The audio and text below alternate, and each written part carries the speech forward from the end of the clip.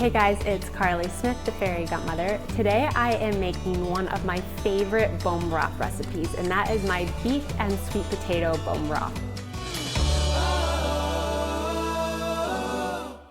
Now, if you guys have followed me for a while, you know how much I absolutely love bone broth, primarily because of its many health benefits, and it's helpful and really healing the gut lining. So basically you're extracting all of those nutrients out of the bones, the cartilage, the connective tissue, all of those nutrients that are helpful in repairing the gut lining, but also in helping to reduce inflammation, and it can also be helpful with hydration. So lots of health benefits in consuming bone broth.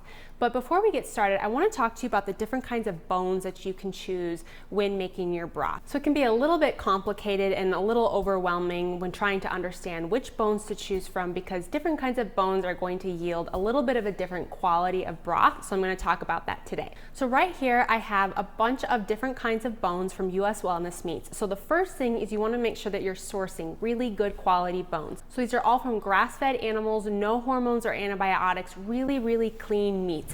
You want to make sure that you're sourcing these clean meats because it's going to yield a better quality and more nutrient dense broth for you. So the first bones I want to talk about are beef shanks. So these are a really nice mixture between sort of a meat stock and a bone broth, because you're getting this nice meat around the outsides of the bone, plus you're still extracting those nutrients from the bones.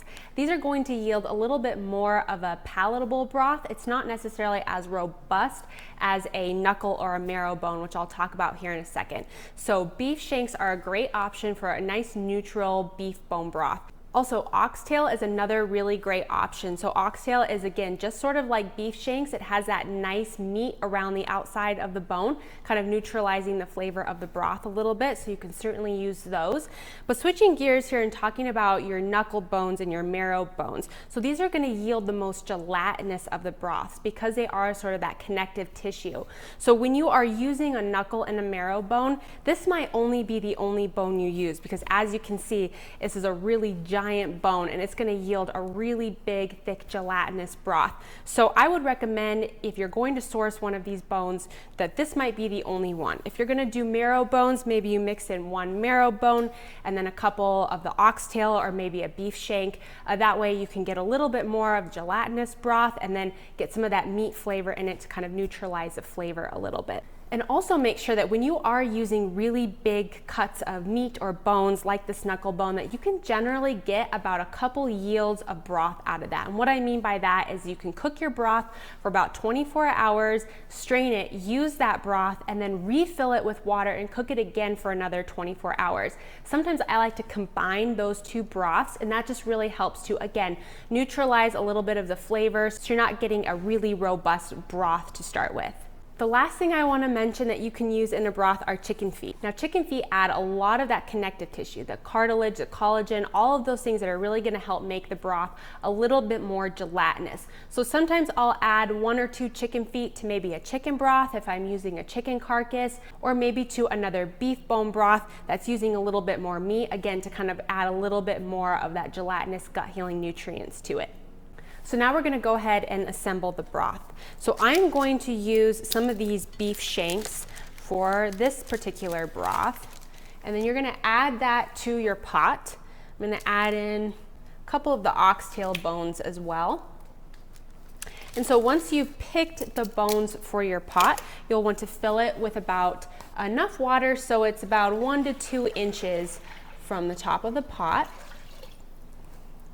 And then you'll want to add your fixins. So for this particular broth, I have some celery, and you don't have to get fancy in cutting this. So you can get as easy as just breaking it apart and throwing that in your broth.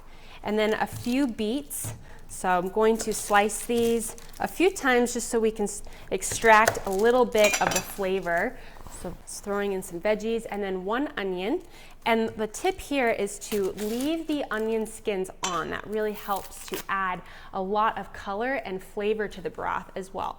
So putting those in there, and then a few different carrots. Again, you can just get as lazy as breaking them apart. And then 1 sweet potato. And then I just slice this a few times, again, just to kind of extract some of that flavor. So we're adding in a little bit of potato. And then you can add a few herbs and spices. I like to add in a couple bay leaves. Give those a little spray. And then a little bit of sea salt. Then a few black peppercorns.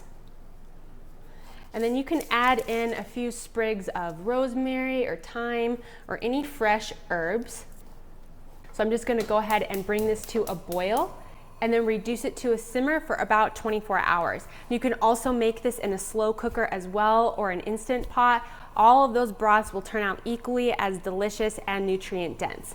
So once your broth has cooked for about 24 hours, you'll want to strain everything. And here I have the finished product. And again, this is one of my favorite broths for sipping. The beets and the sweet potatoes just give it that kind of earthy flavor and a little bit of sweetness, so it's incredibly delicious. This is also great to use in all of your recipes. I like to freeze mine in ice cube trays, and that way when I want a little bit of broth to add into some recipes, I just pop a couple cubes out and they're good to go. It also lasts for a week in the refrigerator. Hopefully you guys enjoyed this cooking demo, my favorite bone broth recipe, my beet and sweet potato bone broth. Be sure to check out my website, fairygutmother.com, and on social media at fairygutmother for more cooking videos and recipes coming soon. Thank you so much for watching. Cheers.